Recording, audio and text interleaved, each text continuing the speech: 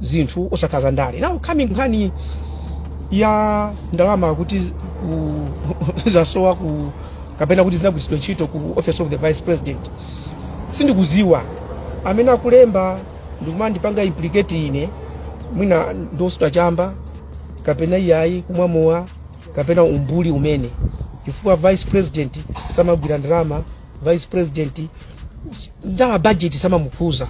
Komanso ndingati kunena kuti ineyo monga former vice president ndimasamala kwambiri kuti ndilankhula chani pa nkhani za dziko, chifukwa anthu akulankhulawo sakudziwa kuti ndili vice president nthawi zina magalimoto ndipita umene ujayo fuel mafuta ndimayika a ndalama zanga ndekha, ndimauzidwa kuti ndalama kulibe.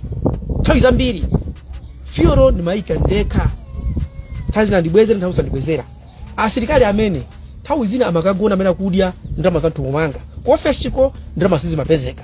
Sivano ngati ndalama zati agwisa ntchito kupitirira muyezo nkutheka kuti pali chifukwa chenicheni chimene achitira zimene zonso owafunsa sini owafunsa ndi akuluakulu kumeneko amene amagwira mabudget, amene akunena zimene zonso akungonena kundida ineyo pa zifukwa zawo, koma zotheka kulowa mboma ndikutulukamo osaba.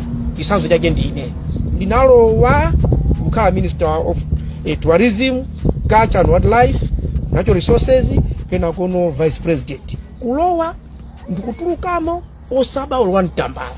Ndine makamba kuti mundifufuza ndi mphuno momwe simundipeza ni mulandu wakuba. Ndezi mina kukambazo sindimaziyankha ntchito yanga ndogawa vetereza, ugawa mbewu, ndikugawira anthu zimene Mulungu andipasa ndi athandize basi. Tokoza kwambiri ali ndi ziko.